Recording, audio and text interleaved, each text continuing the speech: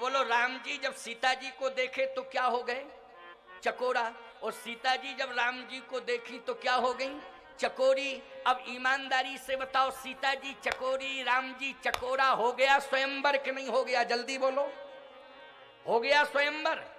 अब स्वयंवर में किसी भी प्रकार का संदेह नहीं है। गोस्वामी तुलसीदास जी महाराज ने परिभाषा बदल दी धनुष यज्ञ की। विश्वामित्र जी से कहा कि अब धनुष यज्ञ नहीं, आदेश दो राम को कि प्रवेश करें किसमें? स्वयंवर में। धनुष यज्ञ भूमि में नहीं, स्वयंवर में प्रवेश करें। इसलिए सीय स्वयंवर देखिए जाई, ओ इसका है धोते बड़ाई। हे राम भद्रजू अब स्वयंवर में प्रवेश करो।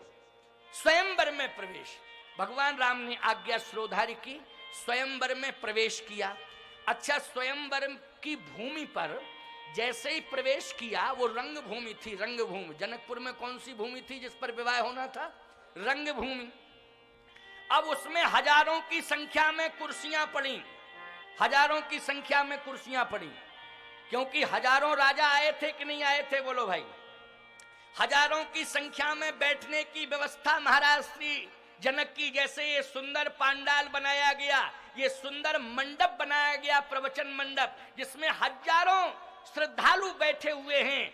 आप सबको नीचे बैठने के लिए व्यवस्थित किया गया, क्योंकि कथा सुनने की यही मर्यादा है। जो मजबूर हैं, घुटने उठने फोल्ड नहीं होते, जिनके किसी प्रकार की परेशानी है, वो चेयर पर बैठ जाते हैं, तो एक परिस्थिति है वो, लेकिन परंपरा यही।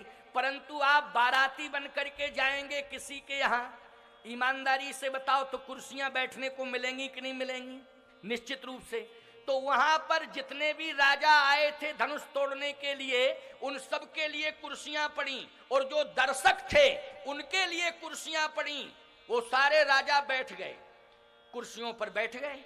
अब भगवान राम लक्ष्मण ने जैसे ही विश्वामित्र जी के सहित प्रवेश किया, तो जनक जी ने अगवानी करके इशारा किया स्पेशल मंच की ओर। जैसे आप लोग आए तो सारे लोगों को इधर व्यवस्था दी बैठने के लिए। जब हम आए थे तो हमारे लिए इशारा कहां की ओर हो रहा था? जल्दी बोलो। मंच की ओर हो रहा था कि नहीं? क्यों हो रहा था? क्योंकि अति विशिष्ट व्यवस्था मुझे दी गई। अच्छा बोलो, आप सब लोगों की बैठने की भी व्यवस्था बहुत सुंदर है, लेकिन हमारी कुछ ज्यादा स्पेशल है कि नहीं? बोलो, है कि नहीं? क्योंकि इस सुंदर पांडाल का मुख्य आकर्षण मेरे ऊपर डिपेंड है कि नहीं? बोलो, है कि नहीं? आज एक ही व्यक्ति में व्यास के रूप में हूं, वक्ता के रूप में हूं, जगत गुरु रामानंदाचार्य पद पर प्रतिष्ठित हूं, लेकिन ईमानदारी से बताओ, आज हजारों लोगों को वाणी से प्रभावित करके मंत्र मुग्ध कर रहा हूं कि नहीं कर रहा हूं? मन की एकाग्रता बनाए हुए हूं कि नहीं? यहाँ कोई पुलिस व्यवस्था नहीं बना रही है, यहाँ किसी भी प्रकार का अनुशासन कोई प्रशासन नहीं दे रहा है। यहाँ जो भी अनुशासन दे रहा है जगत गुरु का वक्तव्य दे रहा है, मेरी वाणी दे रही है, संत की वाणी दे रही है, जहाँ हजारों लोग अनुशासित होकर के बैठे हुए हैं।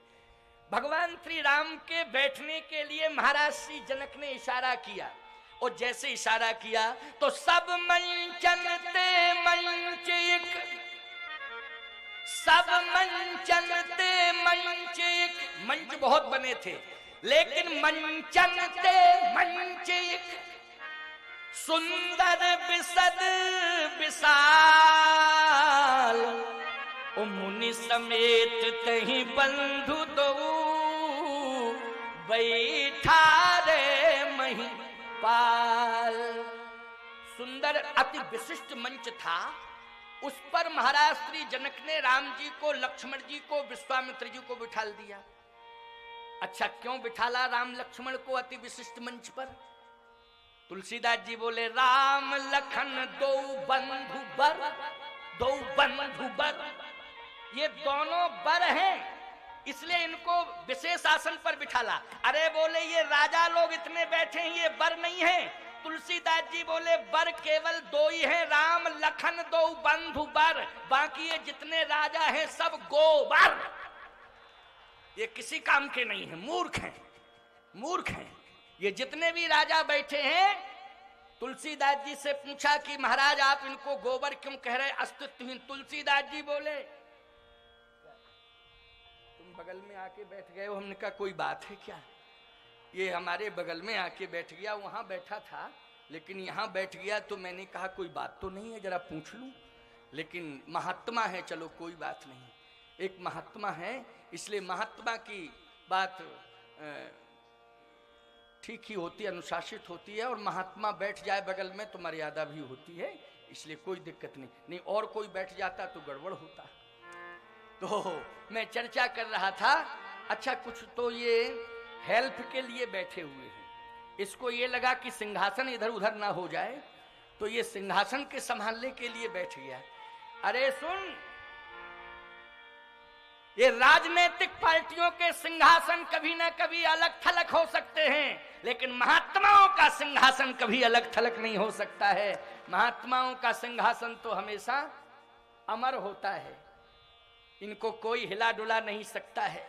याद रखना, सावधानी से सुनना, क्योंकि राजनेता जनता का प्रतिनिधित्व स्वीकार करता है, राजनेता जनता का प्रतिनिधित्व स्वीकार करता है, लेकिन महात्मा परमात्मा का प्रतिनिधित्व स्वीकार करता है।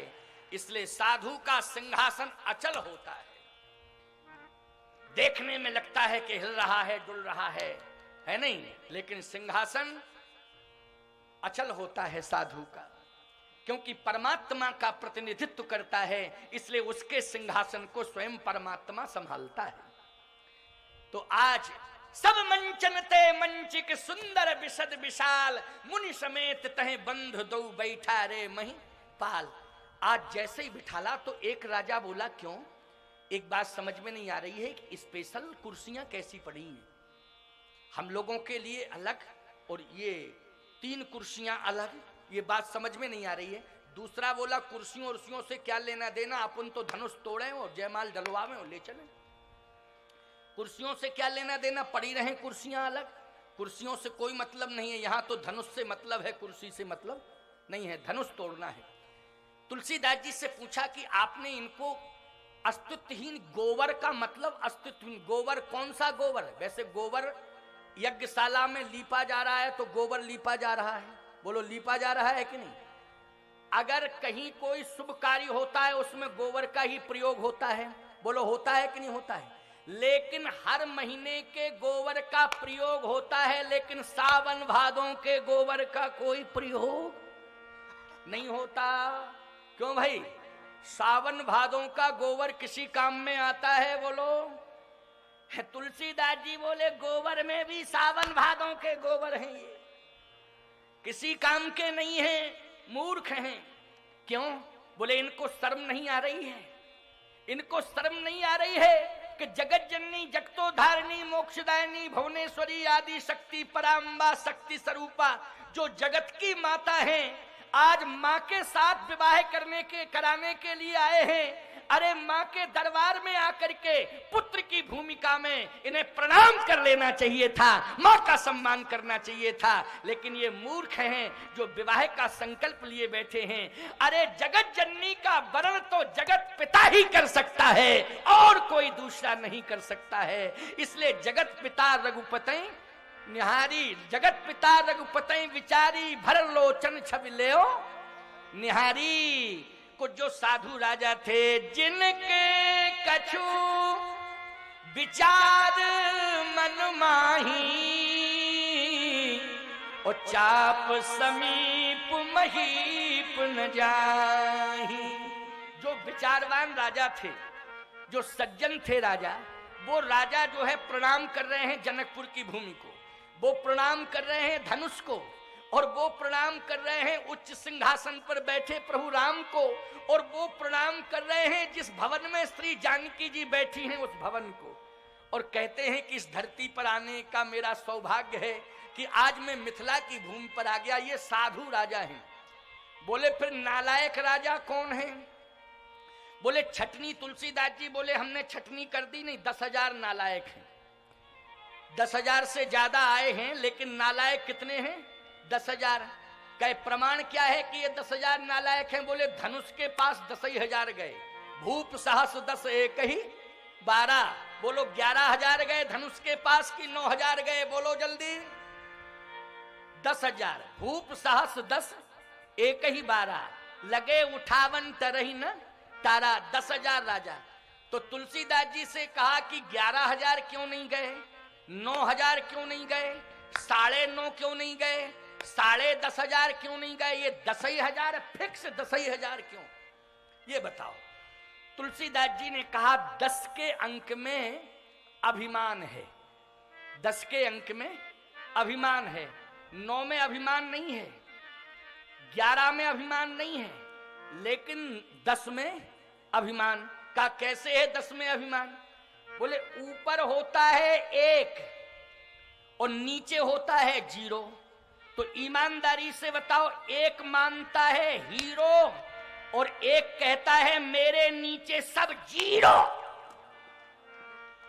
क्यों भाई? अच्छा 10,000 में 4 कितने 0 लगेंगे? 1 0 में 10 और 2 0 में 100 और 3 0 में 1000 और 4 0 में 10,000। ईमानदारी से बताओ, ये जो 1 ऊपर है वो इन सबको नीचे 0 मानता है कि नहीं मानता है? बोलो, अपने को हीरो मानता है 1 कि नहीं?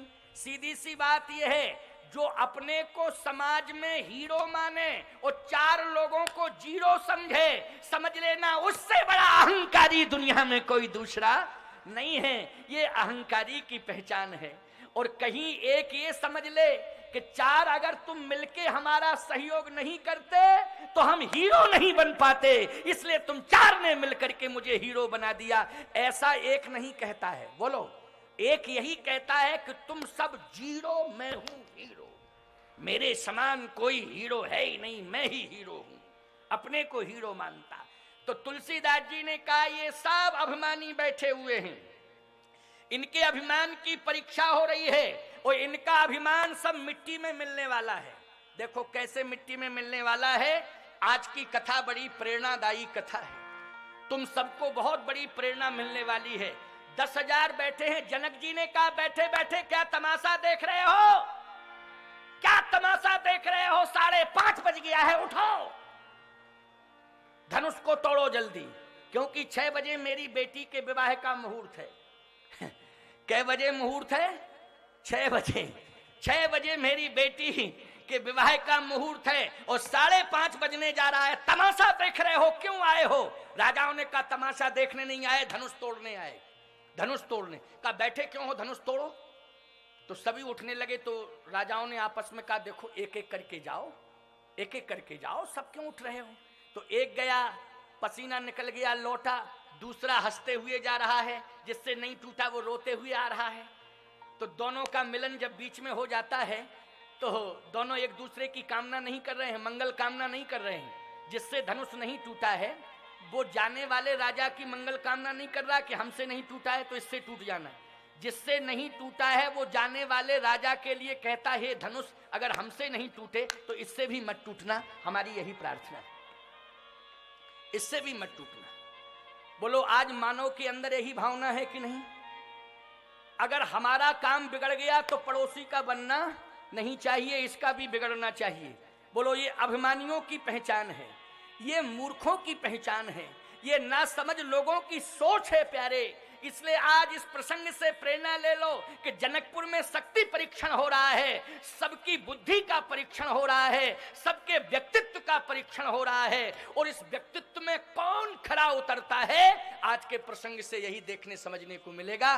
जनक जी ने कहा चाहे विलंब मत करो, आप लोग जल्दी जल्दी जाओ, अपना शक्ति परीक्षण करो और धनुष टूटेगा हम क्लियर विवाह कर देंगे। जब तक धनुष नहीं टूटेगा तब तक हम विवाह नहीं कर पाएंगे अपनी बेटी का, क्योंकि धनुष टूटेगा और जो तोड़ेगा उसी के साथ मैं अपनी बेटी का विवाह कर दूंगा। क्रमशः सारे राजा गए, हिला तक नहीं, पसीना निकल आया। इतने में रावण आ गया बाणासुर को लेके। अब राजाओं ने देखा कि रावण आ गया बाणासुर लेकर के। राजाओं ने कहा कन्फर्म है अब तो रावण से ही धनुष टूटेगा, क्योंकि इससे बड़ा बलवान दुनिया में कोई दूसरा नहीं है। लेकिन याद रखना ये मूर्ख है राजा, ये क्या जाने। तुलसीदास जी जैसे संत देख रहे हैं और कहने लगे, रावण तू हाथ मत लगाना, तू सीता का वरण नहीं कर पाएगा, क्योंकि सीता का वरण सीता राम का ही वर्ण करेंगी दुनिया में, और दूसरा किसी का नहीं। सीता राम का वर्ण करने के लिए आई हैं, और रावण सीता तेरा मरण करने के लिए आई हैं। राम का वर्ण होगा सीता के द्वारा और रावण का मरण होगा, इसलिए तू धनुष छूने की कोशिश मत करना। रावण ने कहा, नहीं नहीं, मैं बलवान हूं, मैं तो धनुष को तोड़ूंगा, मैं धनुष को तोड़ूंगा। जैसे ही धनुष की ओर देखा तो भगवान शंकर बैठे थे, तीसरा नेत्र खोले कि नालायक, अगर तूने छुआ तो अभी भस्म कर दूंगा। रावण बोला, बाणासुर से चलो चलो जल्दी चलें, वापस चलें। बाणासुर बोला, क्यों मूड ऑफ हो गया क्या, क्या बात है, क्यों वापस चलें? कहे इसलिए कि हम मरने नहीं आए, हम विवाह कराने आए थे, मरने के लिए नहीं आए। और हम देख रहे हैं कि पूरा का पूरा हाई करंट, जरा सा छुए वो मरे। अच्छा बोलो, शंकर जी के तीसरे नेत्र में अग्नि है कि नहीं? अग्नि में पावर होता है कि नहीं होता है? अग्नि में करंट होता है कि नहीं होता है? अगर रावण छू देता धनुष को तो भगवान शंकर का तीसरा नेत्र जला करके भस्मीभूत कर देता कि नहीं कर देता? जैसे ही रावण ने देखा, कहा नहीं नहीं नहीं, छूना नहीं है। बाणासुर इसी में अपनी खैर है कि वापस चलें। गोस्वामी जी ने लिखा, रावण बाण अरे छुआ नहीं चापा, ओ हारे सकल भूप करी दापा। जितने भी राजा थे सब हार गए एक एक करके। रावण बाणासुर चला गया। जनक जी ने कहा कि वह सावधान, अब मैं समझ गया कि वीर विहीन मही में जाने। पहले मैं जानता था कि वीर भोग्या वसुंधरा, लेकिन आज मैं समझ गया कि वीर विहीन मही में जानी। पृथ्वी पर वीर नहीं, कायर रहते हैं। अगर कोई बलवान होता तो धनुष को तोड़ देता। राजाओं ने कहा, रुको रुको, अभी हम लोग फुटकर गए, अब महागठबंधन बना के जाएंगे। अभी फुटकर में हमारी हार हुई है, अब हम महागठबंधन बना के जाएंगे और धनुष को चकनाचूर कर देंगे। ये महागठबंधन समझ रहे हो? अरे मूर्खो, देश के विकास में क्यों बाधक बन रहे हो? क्यों बाधक बन रहे हो देश के विकास में? जरा देश का विकास होने दो। उदारवादी दृष्टिकोण अपनाओ, संकीर्ण विचारधारा की कोई आवश्यकता नहीं है, उदारवादी बन जाओ। अब समय आ गया है कि देश का विकास होना चाहिए, और समय आ गया है अयोध्या में भव्य राम मंदिर का निर्माण होना चाहिए। इसी में अपने देश का गौरव सुरक्षित रहेगा। बाधा बनने की आवश्यकता नहीं है, बाधा उत्पन्न करने की आवश्यकता नहीं है। थोड़ा उदारवादी बनकर के सामने आओ।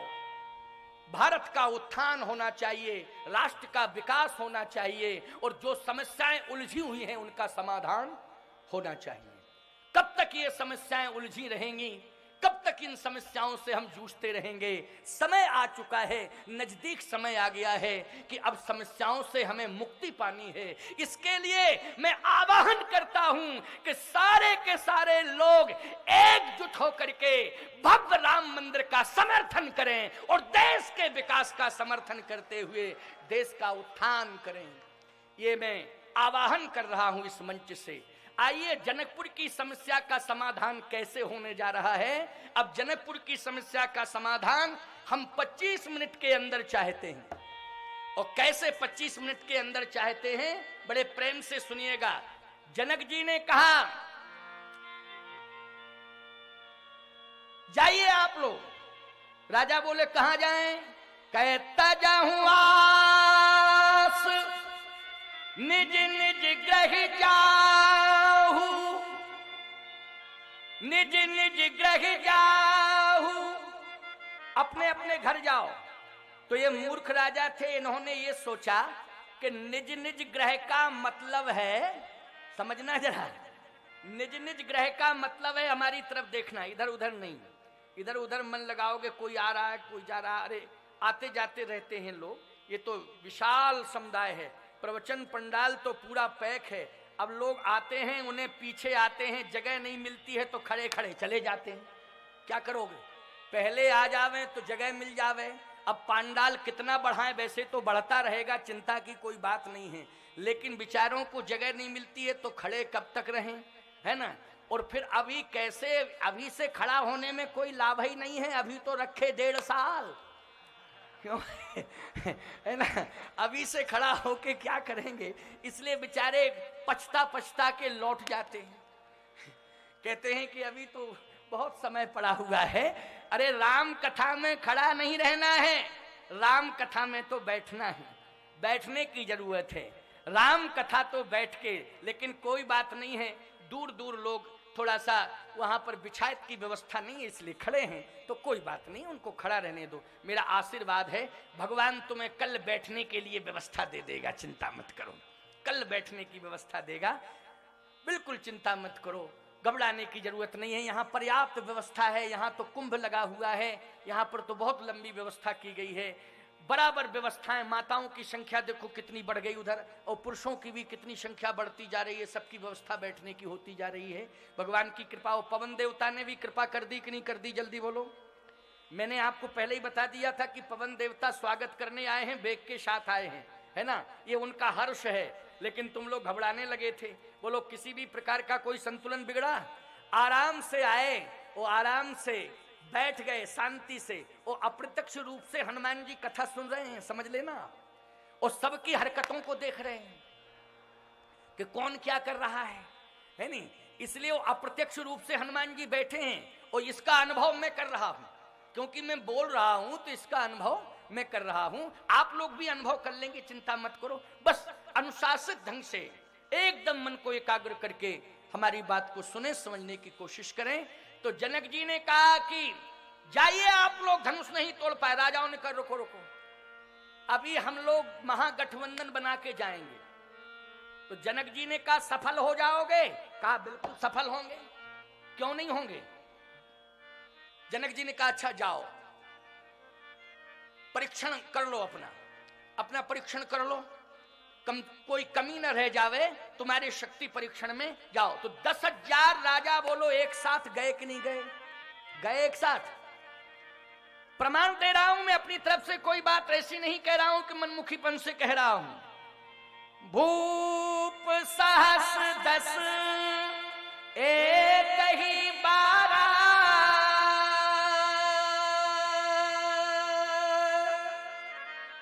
लगे उठा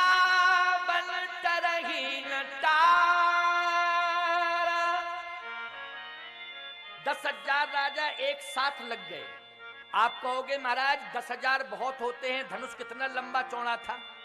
आप इस तरह की बात कर रहे हैं कि बात समझ में तो आवे, कि 10,000 एक साथ लग गए। 10,000 तो लंबा कितना था धनुष। देखो धनुष में घटने और बढ़ने की क्षमता थी, घटने की और बढ़ने की। प्रमाण क्या है, राम जी जब पहुंचे तो छोटा हो गया, राजा पहुंचे तो बढ़ गया। दाहिन दियो पिनाक तो समिट के भयो मनाक, तुलसीदास जी लिख रहे हैं। समिट के, तो जो समिट सकता है वो बढ़ सकता है कि नहीं बढ़ सकता, बोलो।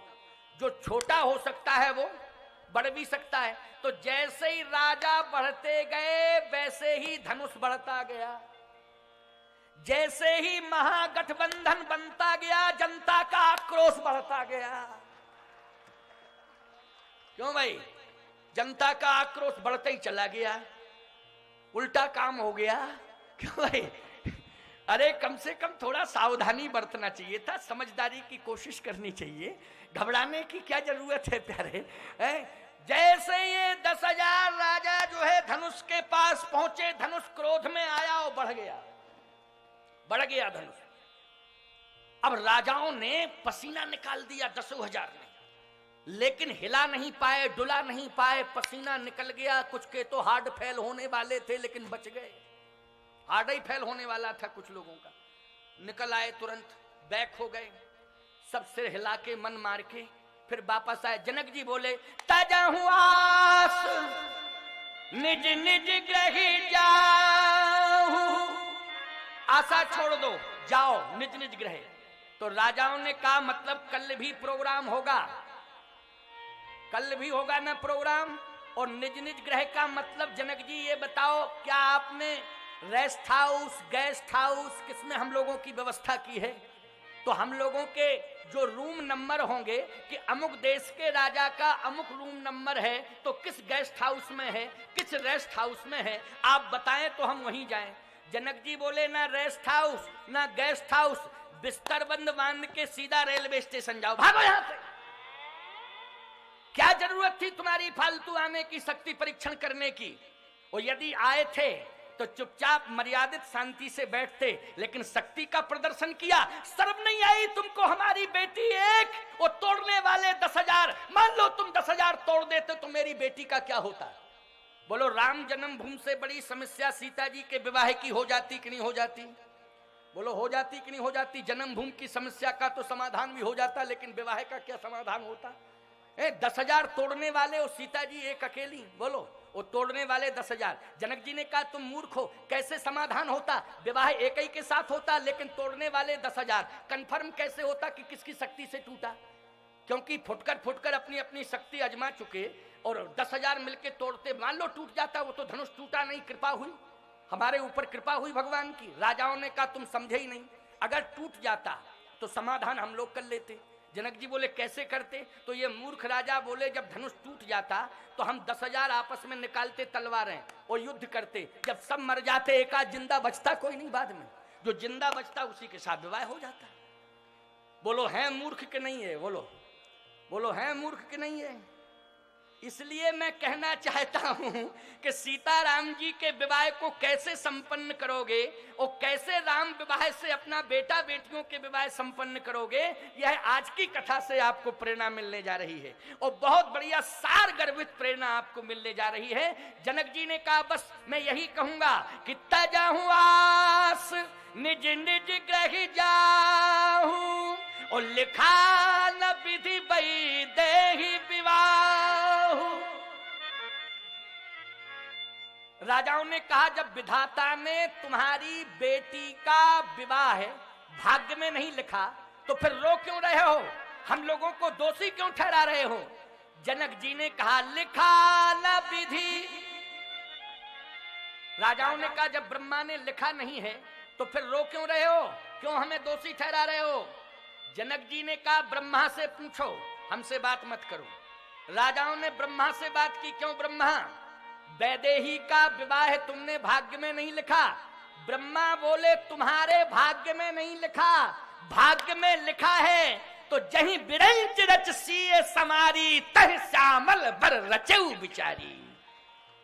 मैंने प्रभु श्री राम के भाग्य में लिखा है। किसके भाग्य में लिखा है? तही श्यामल बर रचऊ बिचारी। मैंने लिखा है विवाह, क्यों नहीं लिखा है? लेकिन तुम लोगों के मुकद्दर में नहीं लिखा। तुम मूर्ख हो सब, तुम्हें शरणागति स्वीकार कर लेनी चाहिए, तुम्हें साष्टांग प्रणिपात करना चाहिए। वो तुम्हारी माता हैं, माता समझ करके उनका सम्मान करना चाहिए। लेकिन तुम सब मूर्ख हो, इसलिए जाओ जल्दी। ब्रह्मा जी बोले जाओ, जनक जी बोले जाओ। राजाओं ने कहा हम जा नहीं सकते हैं, अब ये देख रहे हैं कि धनुष तोड़ता कौन। अच्छा कोई धनुष तोड़ देगा तो तुम करोगे क्या? उन राजाओं ने कहा हम 10,000 मिलकर के उसी से युद्ध करेंगे जो धनुष तोड़ेगा। अब बोलो है मूर्ख कि नहीं? मैं आपसे एक बात कहना चाहता हूं, बोलो विडंबना है इस विवाह में कि नहीं है? और कितनी बड़ी चुनौती है। लेकिन मैं आपसे एक ही बात कह रहा हूं, इतनी बड़ी समस्या, लेकिन भगवान राम ने गंभीरता का परिचय दिया कि नहीं दिया? बर की भूमिका में और पिता की भूमिका में जनक जी ने गंभीरता का परिचय दिया कि नहीं दिया? बोलो। और जनकपुर वासी चूंकि कन्या पक्ष के निवासी हैं, उन लोगों ने भी गंभीरता का परिचय दिया कि नहीं दिया? इसलिए मैं कहना चाहता हूं, यदि किसी भी प्रकार की विवाह में कोई समस्या आ रही है तो बेटी का बाप भी गंभीर हो जावे, और जिसका विवाह हो रहा है वो दूल्हा भी गंभीर हो जावे, और जिस नगर में विवाह हो रहा है वहां के नगरवासी भी गंभीर हो जावे। ये प्रेरणा तुम्हें विवाह से मिल रही है। आप कहोगे महाराज सभी गंभीर हो जाएंगे तो फिर समस्या का समाधान कौन करेगा? जब आप सभी को गंभीर कर रहे हैं तो आखिर गंभीर समस्या का समाधान कौन करेगा? याद रखना, राम जी गंभीर हैं, जनक जी गंभीर हैं, जनकपुर वासी गंभीर हैं और भगवान राम गंभीर हैं, लेकिन राम की समस्या का समाधान, राम के विवाह की समस्या का समाधान परशुराम ने आकर के किया है। प्यारे, परशुराम भगवान हैं। मैं कहना यह चाहता हूं, भगवान ही व्यवस्था बना सकता है, भगवान ही संतुलन बना सकता है, भगवान ही प्रतिकूल परिस्थिति को अनुकूल बना सकता है। अपने ऊपर मत लो, भगवान के ऊपर छोड़ दो। विवाह में किसके ऊपर छोड़ देना चाहिए? भगवान के ऊपर छोड़ देना चाहिए। और याद रखना, उस परिस्थिति में, विषम परिस्थिति में कोई ना कोई भगवान बनकर के प्रकट हो जाता है और समाधान कर देता है। बस विश्वास की जरूरत है। किसकी जरूरत है? विश्वास की जरूरत है। और आज आप देखें, ये राजा कहने लगे कि जो तोड़ेगा हम उसी से युद्ध करेंगे। और जनक, यदि तुमने कहीं मदद की तो हम तुमसे भी युद्ध करेंगे और रक्त रंजित इतिहास करके जाएंगे। इतिहास रक्त रंजित होगा। पूरे संसार में जहां जहां भी सनातन धर्मी रहते हैं, अपना बेटा बेटियों का विवाह सीताराम जी के विवाह की पद्धति से संपन्न करते कि नहीं करते? बोलो। और यदि सीताराम जी के विवाह की ऐसी स्थिति हो जाती, रक्त रंजित इतिहास होता, संघर्ष होता, तो बोलो किंतु परंतु लग जाता कि नहीं लग जाता? और किसी ना किसी प्रकार से एक प्रश्न चिन्ह लग जाता कि नहीं लग जाता? लेकिन प्यारे, आज आप देखें, सावधानी से सुनना, जनक की भूमिका का निर्वाह करना, जो भी कन्या पक्ष के लोग बैठे हों वो जनक की तरह गंभीर बन जाएं, और जो वर पक्ष के लोग बैठे हों अथवा जो नौजवान विवाह की भूमिका में बैठे हों, वो श्री राम जी की परंपरा को स्वीकार करते हुए आज की कथा से प्रेरणा प्राप्त कर लें, बहुत बड़ा संबल मिलेगा। और जो माँ की भूमिका में बैठी हैं वो सुनैना जी की गंभीरता से शिक्षा ले लें, सुनैना जी की प्रेरणा ले लें। आज के प्रसंग से कितना बढ़िया संतुलन बनेगा। मात्र 15 मिनट की चर्चा, 15 मिनट में देखो संतुलन कितना बढ़िया बनता है। अब जनक जी महाराज रो रहे हैं। जैसे ही जनक जी की आंखों में आंसू थे, वीर विहीन मही में जानी, वीर विहीन हो गई पृथ्वी। मैं जानता था इस पृथ्वी पर वीर रहते हैं, वीर भोग्या वसुंधरा, लेकिन जनक तू भ्रम में था। पृथ्वी वीर विहीन हो गई। वीर विहीन मही में जानी, अब जन कौ माखे भटमानी। उसी समय जैसे वीर विहीन कहा तो लक्ष्मण जी के कान में आवाज पहुंची। समझना जरा, लक्ष्मण जी के कान में जैसे ही आवाज पहुंची, जनक जी ने कहा, अब जन को माखे भटमानी, ओ वीर विहीन मही में जानी। वीर विहीन, पृथ्वी वीरों से विहीन है। उसी समय माखे लखन कुटिल भई भोए, रदपत फरकत नैन रिसोहे। लक्ष्मण जी की आंखें लाल हो गई, ओंठ फड़कने लगे, शरीर कांपने लगा। अच्छा भाई, क्रोध आ गया कि नहीं आंखों में? ओंठ फड़कना, आंखें लाल होना, शरीर कपना, बोलो क्रोध है कि नहीं? लक्ष्मण जी कांपने लगे, क्रोध आ गया। लेकिन क्रोध आ गया लेकिन संतुलन नहीं बिगाड़ा। प्रमाण क्या है कि संतुलन नहीं बिगाड़ा? ओंठ फड़फड़ा रहे हैं, आंखें लाल हैं, ओंठ फड़फड़ा रहे हैं, शरीर कांप रहा है, लेकिन लक्ष्मण जी बोल नहीं रहे हैं। क्यों नहीं बोल रहे? मर्यादा है। क्या बोलना नहीं जानते हैं?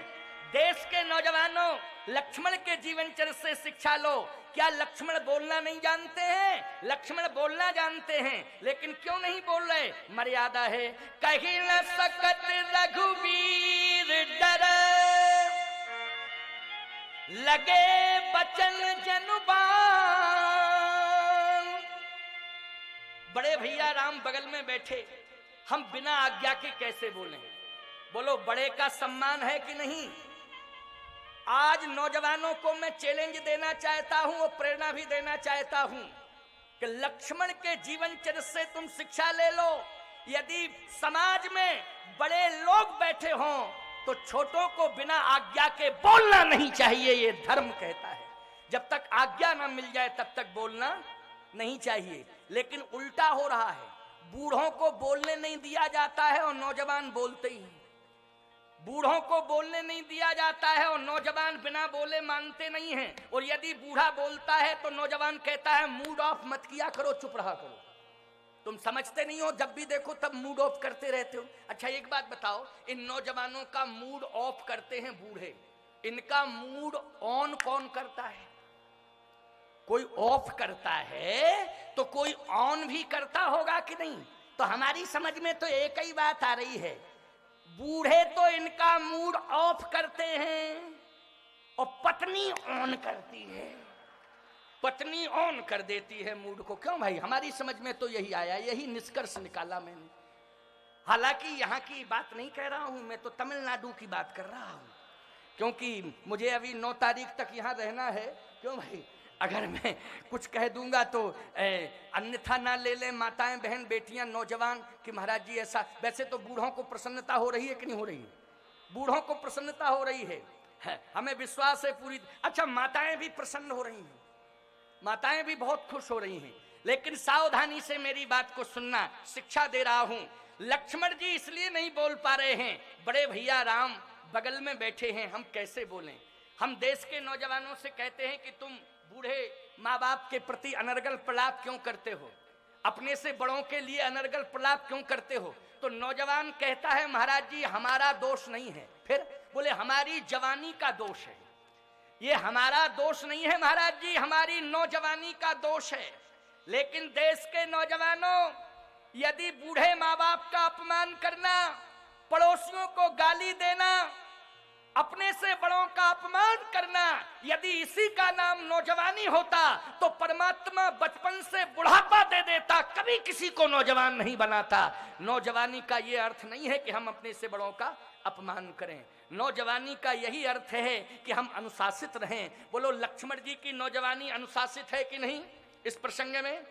क्योंकि कहीं न सकत रघुवीर डर लगे बचन जनुबान, बोल नहीं पा रहे हैं। बड़े भैया बैठे हैं बगल में, इसलिए जब तक वो आज्ञा नहीं दे देंगे तब तक नहीं बोलेंगे। भगवान श्री राम भी कौतुकी हैं। भगवान राम ने धीरे से कहा लक्ष्मण 2 मिनट का मौका दे रहा हूं, क्योंकि ज्यादा समय नहीं है। 2 मिनट का मौका दे रहा हूं, अगर तेरा मन है बोलने का तो बोल ले। मन है तेरा? का सरकार आपकी आज्ञा मिल गई, मन है। अच्छा मन है तो बोल ले। अब लक्ष्मण जी खड़े हुए और एकदम बोलना, देखो नौजवान बोल रहा है क्या? रघुवंशन महा। अब क्या बतावें, बार बार रघुवंशियों का ही नाम आ जाता है।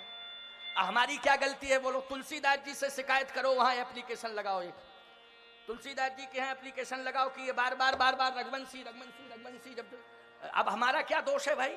ये चौपाई में जब लिखा है तो मैं क्या करूं?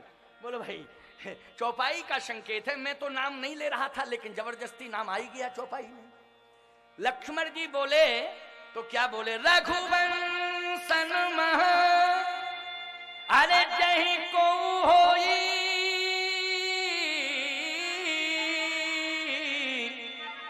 तही समाज यस कही न कोई, तही समाज अस कही न कोई।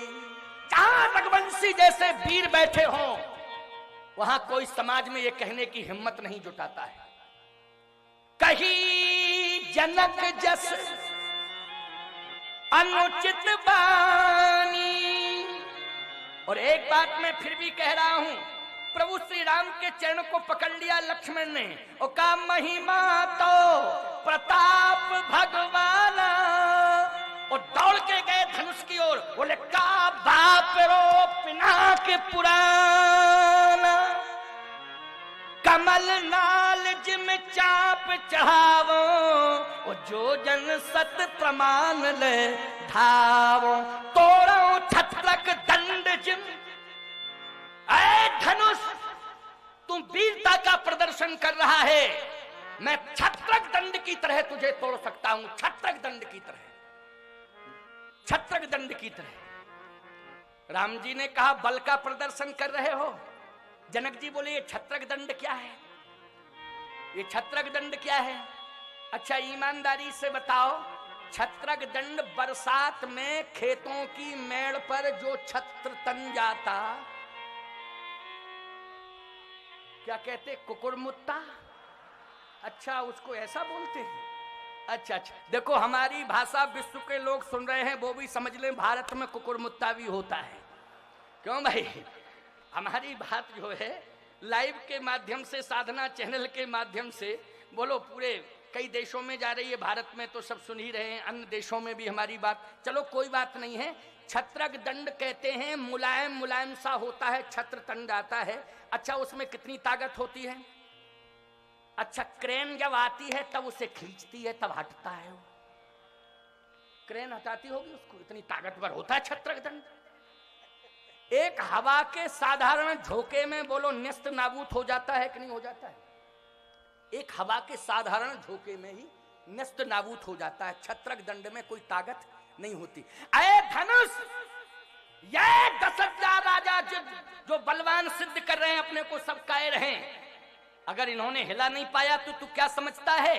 मैं रघुवंशी वीर यहां पर आज तुझे बता देना चाहता हूं कि छत्रक दंड की तरह मैं तुझे तोड़ दूंगा। तोड़ो छत्रक दंड दिम। भगवान ने देखा तो दौड़ के चरण पकड़ लिए। तो प्रताप बलनाथ, आपके बल से, अपने बल से नहीं, आपके बल से, अपने बल से। देखो मर्यादा है कि नहीं, जल्दी बोलो। क्रोध में कंट्रोल है कि नहीं, बोलो। मर्यादा संयम है कि नहीं। इधर चैलेंज भी कर रहे हैं धनुष को, उधर भाई के चरण भी पकड़ रहे हैं। बोलो देश के नौजवान में मर्यादा है कि नहीं? भारत के नौजवानों, आज पूरे विश्व को तुम बता दो कि हमारे अंदर शक्ति भी है, लेकिन शक्ति सील के नियंत्रण में है, अपने से बड़ों के नियंत्रण में है। बड़े लोग जब भी आदेश देंगे, ये जवान का सिर उनके चरणों में झुक जाएगा, उनकी आज्ञा का पालन करेगा। ये लक्ष्मण जी ने बता दिया। भगवान राम ने कहा लक्ष्मण अब तुम शांत होके बैठ जाओ, बैठो बैठो बैठो शांत होके। जनक जी ने अपने आंसुओं को रोक नहीं पाया। जैसे ही रोक नहीं पाया तो विश्वामित्र जी ने जनक जी की वेदना को देखा। अच्छा जैसे ही देखा तो तुरंत श्री राम जी से कहा राम भद्रजू। राम जी ने गुरु जी को देखा, लक्ष्मण को शांत बिठाल दिया, और जैसे ही देखा राम जी ने गुरु जी को, तो गुरु जी ने इशारा किया, उठा हूं राम। हे राम उठो। राजा लोग बोले कैसा नाटक हो रहा है, बड़ा वाला खड़ा होता, छोटा बैठ जाता, जब छोटा बैठ जाता तो बड़ा खड़ा हो जाता। देखो देखो देखो ये तमाशा देखो क्या हो रहा है। विश्वामित्र जी ने कहा तुम इधर उधर मत देखो राम, उठा हूं राम। भल जाओ भव चापा, मैं तात जनक परिताप। हे राम उठो, धनुष को तोड़ो और जनक के संताप को मेटो। अब विलंब मत करो, उठो, धनुष को तोड़ो, जनक के संताप को मेटो। अच्छा राम जी कैसे चले? देखो ये राजा लोग धनुष के पास चले थे तो सीना तान के चले थे, और राम जी कैसे चले? बोले कैसे चल रहे हैं?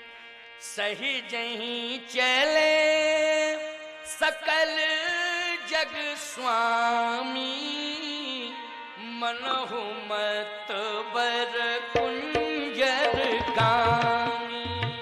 सही जही चले मनहु मत बर कुंजर गामी, मनहु मत बर कुंजर गामी। जैसे मतवाला हाथी, कैसे चल रहे हैं? मतवाले हाथी की तरह चल रहे हैं। आपने हाथी को देखा होगा और हाथी की चाल को भी देखा होगा। हाथी जब गांव में चलता है तो मस्ती में चलता है कि नहीं चलता? बोलो चलता है। भगवान राम ऐसे ही चल रहे हैं। जैसे जनकपुर वासियों ने राम जी को चलते देखा तो आरती सजा ली और आरती उतारने के लिए तैयार हो गए। आपके गांव में हाथी जब प्रवेश करता है तो गांव वाले भी आरती लेके आ जाते कि नहीं आ जाते? बोलो कि गणेश जी आए, हमारे गांव में गणेश भगवान आए हैं, तो आरती उतारने के लिए गांव के लोग तैयार हो जाते कि नहीं? ऐसे जनकपुर वासी आरती लेकर के तैयार हो गए। राम जी मतवाले हाथी की तरह चल रहे हैं, आरती गांव वाले उतारने को तैयार हैं। हाथी मस्ती में चल रहा है, लेकिन गांव के कुत्ते आरती में सम्मिलित होते के पीछे भौंकते हैं। जल्दी बोलो, कुत्ते गांव के पीछे जाके भौंकते हैं, हाथी के पीछे कि नहीं भौंकते? अच्छा, हाथी ने क्या बिगाड़ा इनका जो भौंक रहे हैं? है नालायक कि नहीं ये कुत्ते? बोलो भाई, जब हाथी कुछ ले दे नहीं रहा है, बोल नहीं रहा है, आराम से चल रहा है, तो इनको भौंकने की क्या जरूरत है? और ये भी जान रहे हैं कि जो मालिक हमारा जो रोटी देता है हमको, जिसके दर पे हम पलते हैं, जब वो आरती उतार रहा है तो आखिर हमें मालिक की ही शान को रखना चाहिए कि मेरा मालिक जिसका सम्मान कर रहा है हमें भी उसका सम्मान करना चाहिए। और सम्मान नहीं करना चाहिए तो अपमान नहीं करना चाहिए, लेकिन पीछे जाके ये भौंकते हैं। हाथी आरती उतारने वालों पर सूंड उठा के आशीर्वाद नहीं देता, और कुत्ते जो भौंकते हैं उन पर पूंछ का प्रहार नहीं करता। अगर कुत्ते जो पीछे भौंक रहे, हाथी अगर पूंछ ही मार दे तो त्रयोदशी हो जाएगी, कुत्तों की कितनी हो जाएगी? बोलो, एक और बचेंगे? हाथी की पूंछ में कितनी ताकत है। लेकिन हाथी ना पूंछ उठाता है, ना हाथी सूंड हिलाता है, ना आरती उतारने वालों को आशीर्वाद देता है, ना अपमान करने वाले भौंकने वाले कुत्तों के ऊपर पूंछ का प्रहार करता है। वो तो मस्ती में चलता है, मस्ती में चलता है। अब आप विचार करना, विचार करना, बहुत अच्छी बात आपको हम बता रहे हैं, विचार करने की जरूरत है। हाँ, उधर बैठो बेटा, शांति से चलो। थोड़ा सा एक व्यक्ति कोई भी यहाँ पर वॉलंटियर रहना चाहिए जो नियंत्रण बना के रखे, है ना। अनावश्यक रूप से आगे आने की जरूरत नहीं है। जिसको जहाँ जगह मिल जाए वहाँ बैठ जाओ।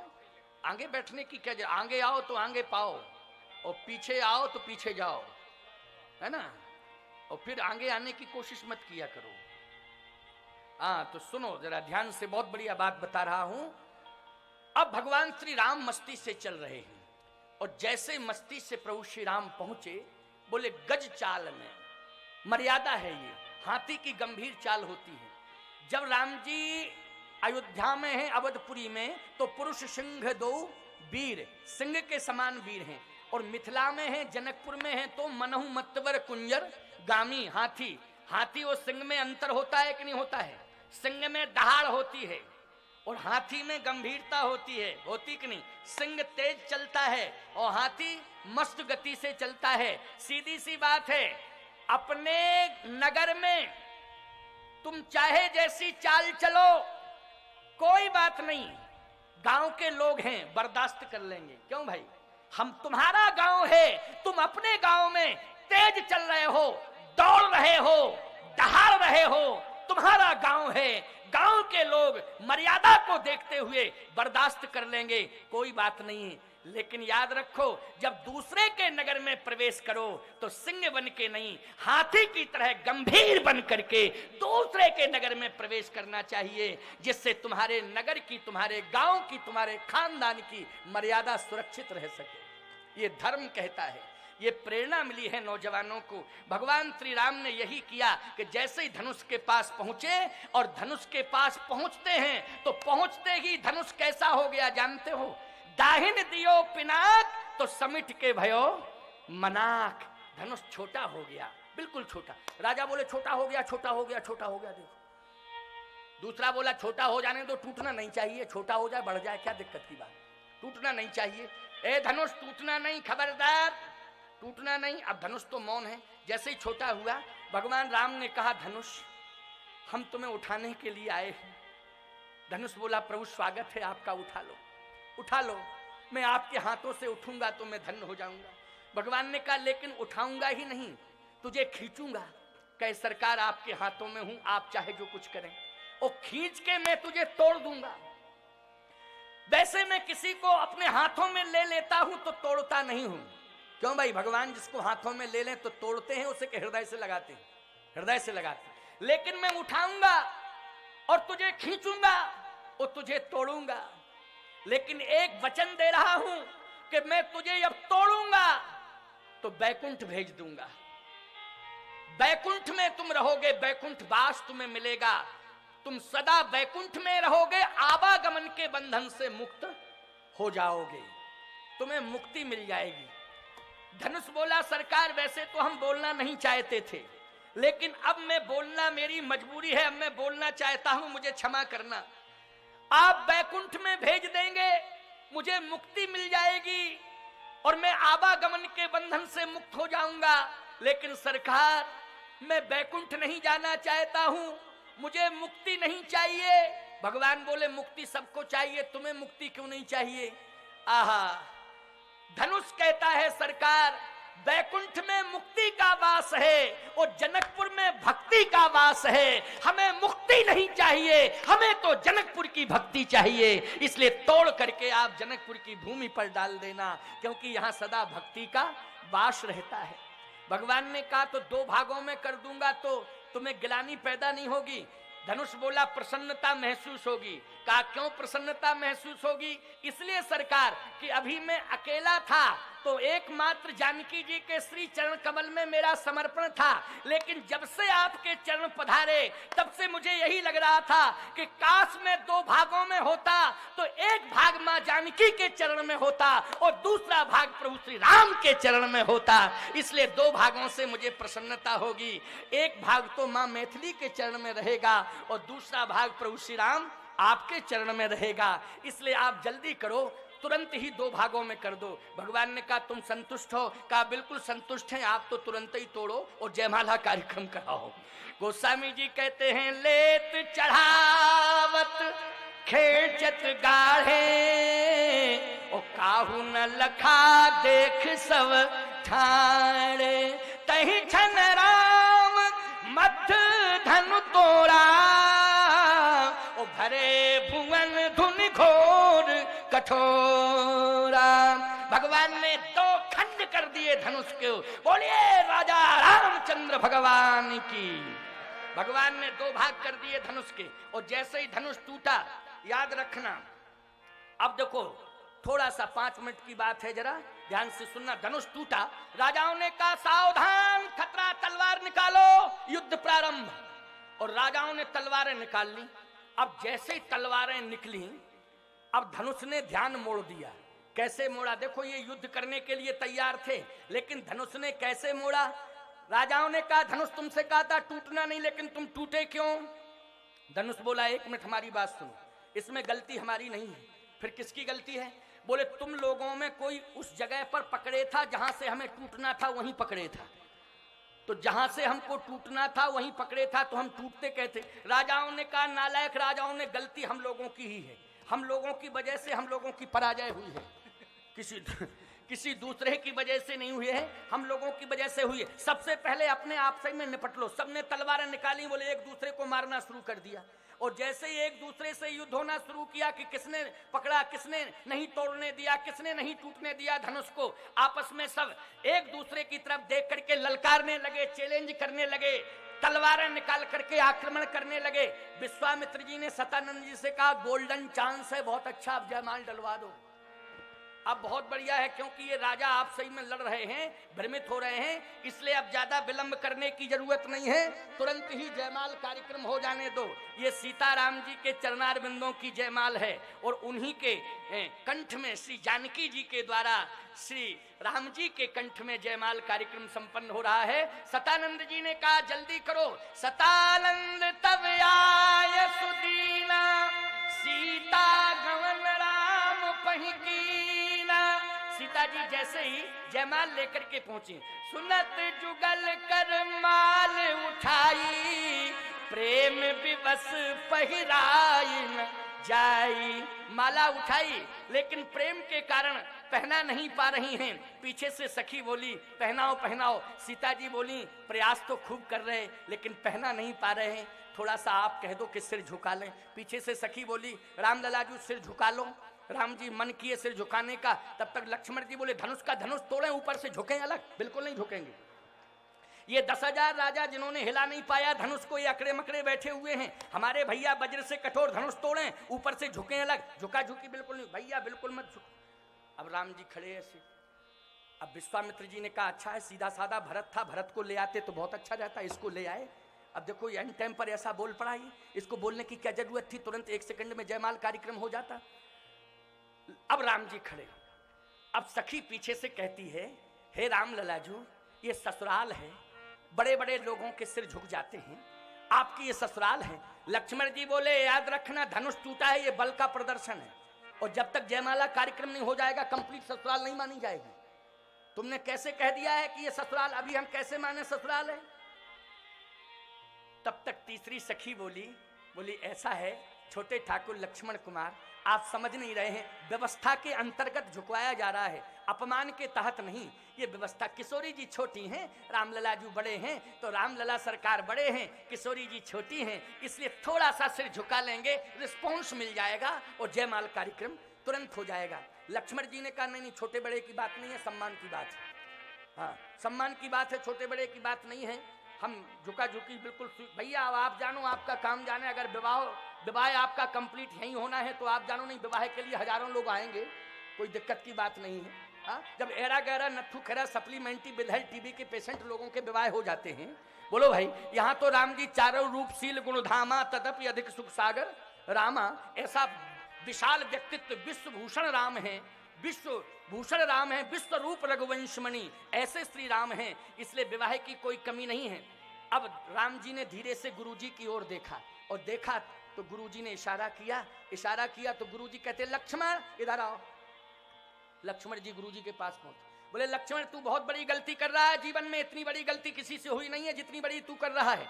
कहे सरकार कौन सी गलती? का सबसे बड़ी गलती ये है कि तेरे भाई ने विश्व में सबसे बड़ा काम किया, जिसे 10,000 राजा हिला नहीं पाए, अकेले ही धनुष केवल छूते ही तोड़ दिया, प्रयास नहीं करना पड़ा, छुआते ही टूट पिनाक पुराना, छूते ही टूट गया। इतना विशाल कार्य किया, ये विरोधी राजा क्यों सम्मान करते? धनुष जैसे ही टूटा था तैसे ही तुझे साष्टांग प्रणाम करना चाहिए था, अभिनंदन वंदन करना चाहिए था, अभिवादन करना चाहिए था। लक्ष्मण जी बोले भूल तो हो गई गुरुजी। गुरुजी बोले दिन भर का भटका हुआ शाम को रास्ते पर आ जाए तो भटका हुआ नहीं माना जाता है, अभी क्या बिगड़ा, कर पड़ा। लक्ष्मण धीरे धीरे दौड़ के गए, धीरे धीरे नहीं दौड़ के गए, और जैसे ही दौड़ के गए भैया भैया भैया भैया कह के जैसे ही साष्टांग प्रणाम किया, और जैसे ही प्रणाम किया चरणों में गिरे। विश्वामित्र जी ने कहा राम अब विलंब मत करो, इन विरोधी राजाओं को बता दो कि भाई भाई से कैसा प्यार करता है, उठा लो लक्ष्मण को, हृदय से लगा लो। राम जी ने कहा जी गुरुजी, और जैसे ही लक्ष्मण को झुक के उठाने लगे, पीछे से सखी बोली सीता जी से हाँ बहुत बढ़िया चांस है, डाल दो। गोस्वामी जी कहते गावहि छवि अब लोक सहेली, ओ सिय जयमाल राम उर्मेली, सिय जयमाल राम उर्मेली। सीता जी ने राम जी के गले में जयमाल डाल दी। याद रखना आज ये जयमाल कार्यक्रम संपन्न हुआ, थोड़ा विलंब जरूर हो गया, लेकिन जयमाल कार्यक्रम नहीं होता।